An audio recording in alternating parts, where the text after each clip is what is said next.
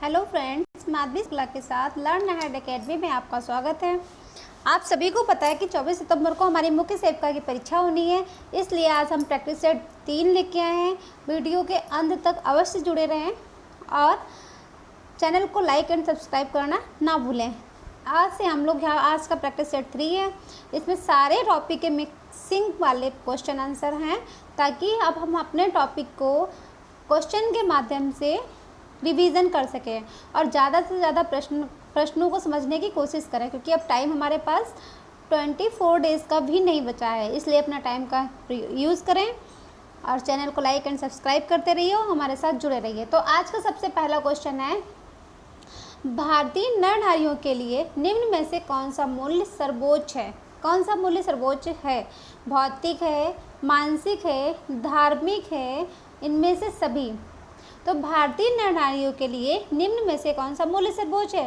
भौतिक भी सर्वोच्च है, मानसिक भी और धार्मिक। तो इसमें कौन सा आंसर हो जाएगा?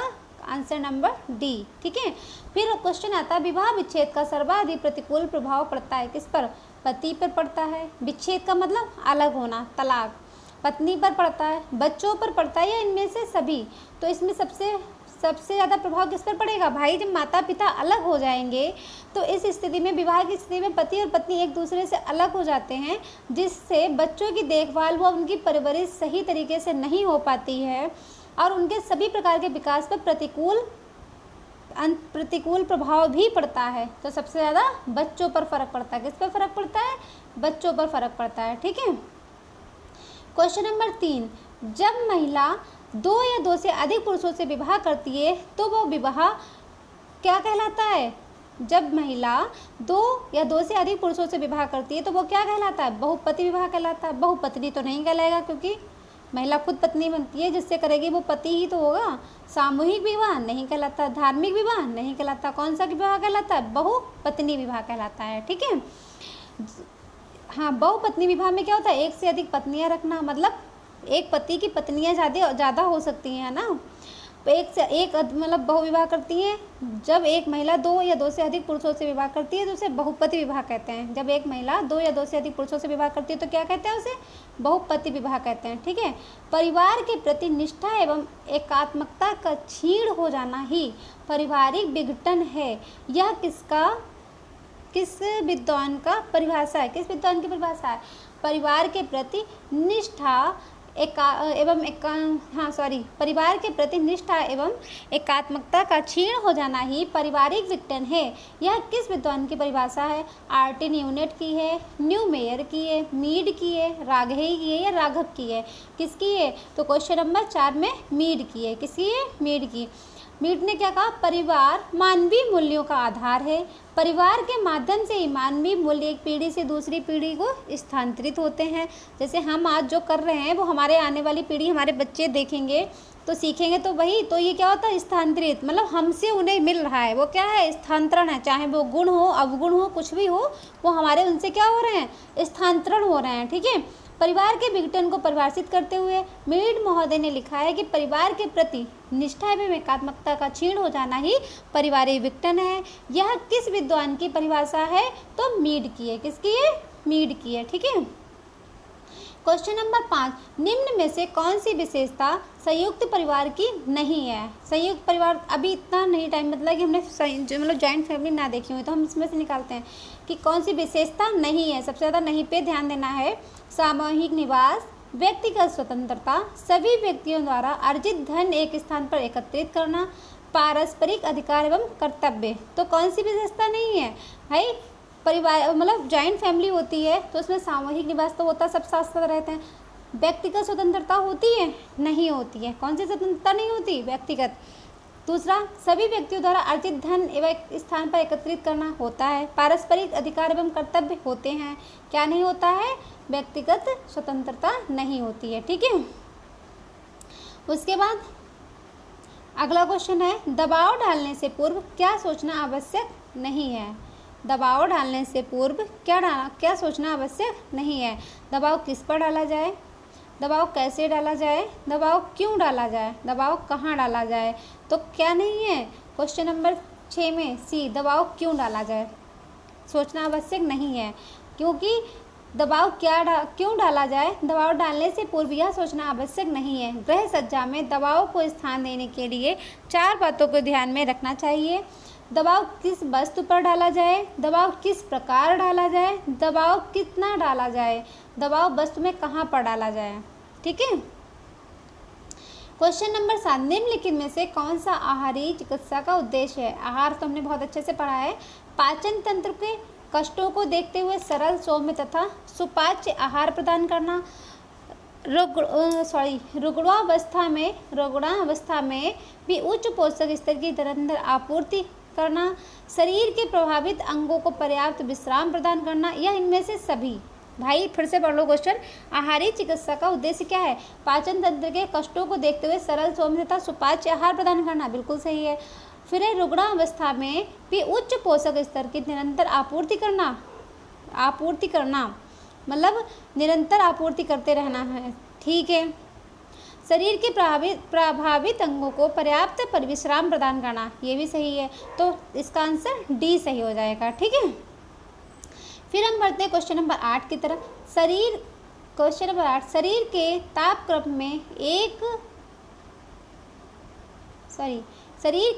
तापक्रम में 1 डिग्री F परिवर्तन होने से ऊर्जा हौस होती। कितनी ऊर्जा हौस हो जाती है? मतलब कि शरीर के तापक्रम में 1 डिग्री फ़ारेनहाइट कहते हैं इसको, कहते हैं फ़ारेनहाइट परिवर्तन होने से कितनी ऊर्जा होती है? 2%, 4%, 5%, 7% हौस होती है। कितनी हौस होने का मतलब लॉस होना। ठीक है। Question number 7। उसके बाद हम पढ़ते हैं क्वेश्चन नंबर 9। काम करने वाली एक औसत वयस्क स्त्री को एक दिन में कुल कैलोरी की आवश्यकता होती है। काम करने वाली की बात कर रहे हैं, कौन सी होती है? बताया भी था शायद कि 1790 होती है, 2060 होती है, 1900 होती है, 2880 होती। कितनी होती है? 2060, यानी कि 2060 होती है। ठीक है। तो हमारा कौन सा आंसर सही हो जाएगा? 2060 कैलोरी की आवश्यकता होती है एक काम करने वाली वयस्क महिला को। ठीक है। क्वेश्चन नंबर 10, अगर एक बच्चे में पौष्टिकता की कमी है तो उसके सर्व की परिधि कितनी है? अगर एक बच्चे में पौष्टिकता की कमी है तो उसके सर की परिधि क्या होगी? छाती से छोटी होती है, छाती से बड़ी होती है, छाती से बराबर होती है, छाती से कोई संबंध नहीं होता। उसकी परिधि,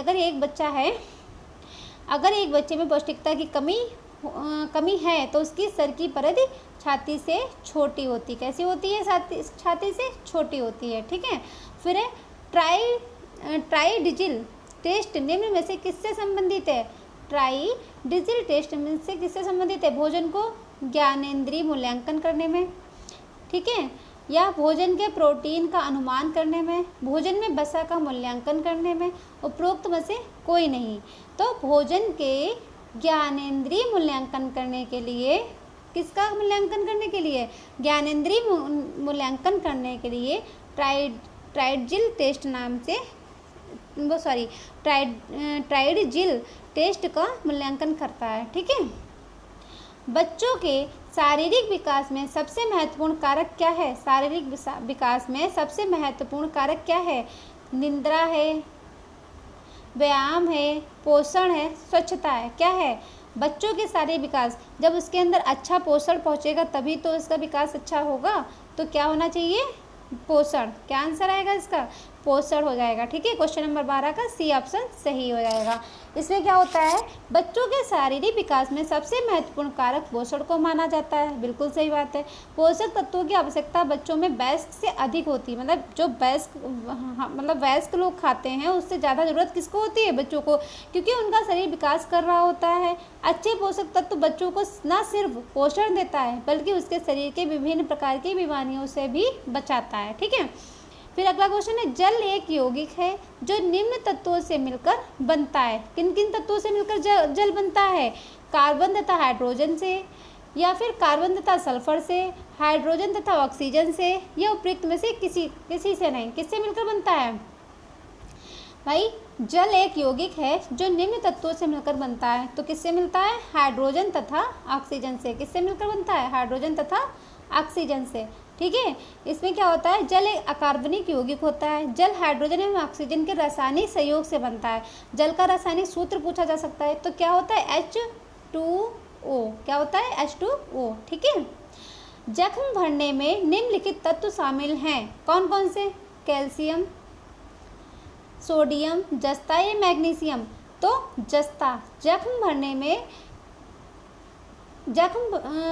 में निम्नलिखित तत्व शामिल है, जस्ता शामिल है। कैसे, भोजन में पर्याप्त मात्रा में जस्ता उपस्थित हो तो घाव शीघ्रता से भरते हैं, जो कि जस्ते से के कारण ऊतक के कोलेजन संश्लेषण की क्षमता बढ़ जाती है, फलतः घाव जल्दी भरता है। जस्ता कार्बनिक एनहाइड्रेज का मुख्य तत्व होता है, किसका, एनहाइड्रेज का। ठीक है, क्वेश्चन नंबर 15, निम्नलिखित में से कौन सामाजिक परिवर्तन की विशेषताओं में शामिल नहीं है। निम्नलिखित में से कौन सामाजिक परिवर्तन की विशेषताओं में शामिल नहीं है। सामाजिक परिवर्तन की प्रकृति सामाजिक होती है। सामाजिक परिवर्तन की एक जटिल तथ्य है। सामाजिक परिवर्तन एक सार्वभौमिक घटना है। सामाजिक परिवर्तन की गति समान एवं अतुलनीय है। तो क्या होता है, कौन सा परिवर्तन की विशेषता में शामिल नहीं, भाई सामाजिक परिवर्तन की प्रकृति सामाजिक होती है, बिल्कुल सही बात है। सामाजिक परिवर्तन एक जटिल तथ्य है, ये भी बात है, मैकावरे पेज ने कहा है। सामाजिक परिवर्तन एक सार्वभौमिक घटना है, ये भी सही बात है। सामाजिक परिवर्तन की गति समान एवं अतुलनीय होती है, बिल्कुल गलत है। ठीक है, तो कौन सा ऑप्शन सही होगा यहाँ पे, डी। कौन सा, डी ऑप्शन सही हो जाएगा। क्वेश्चन नंबर 16, निम्नलिखित में से कौन अंतरपीढ़ी संघर्ष के कारणों में शामिल नहीं है। क्वेश्चन नंबर 16, कौन सी पीढ़ी अंतर संघर्ष के कारणों में शामिल नहीं है। पश्चिमी मूल्य, आधुनिक शिक्षा, परिवार की संरचना में परिवर्तन या मानवीय मूल्य। कौन सी नहीं है, 16 का आंसर क्या हो जाएगा, डी, मानवीय मूल्य अंतरपीढ़ी संघर्ष के कारणों में शामिल नहीं है। ठीक है, कौन कौन से शामिल होते हैं, अंतरपीढ़ी संघर्ष के प्रमुख कारणों में पश्चिमी मूल्य, आधुनिक शिक्षा, नैतिकता के बदलते प्रतिमान, राजनीतिक चेतना, औद्योगिकरण, नगरीकरण इत्यादि शामिल हैं। मानवीय मूल्य अंतरपीढ़ी संघर्ष को कम करने में सहायक होते हैं। ठीक है, अगला क्वेश्चन हम देखते हैं।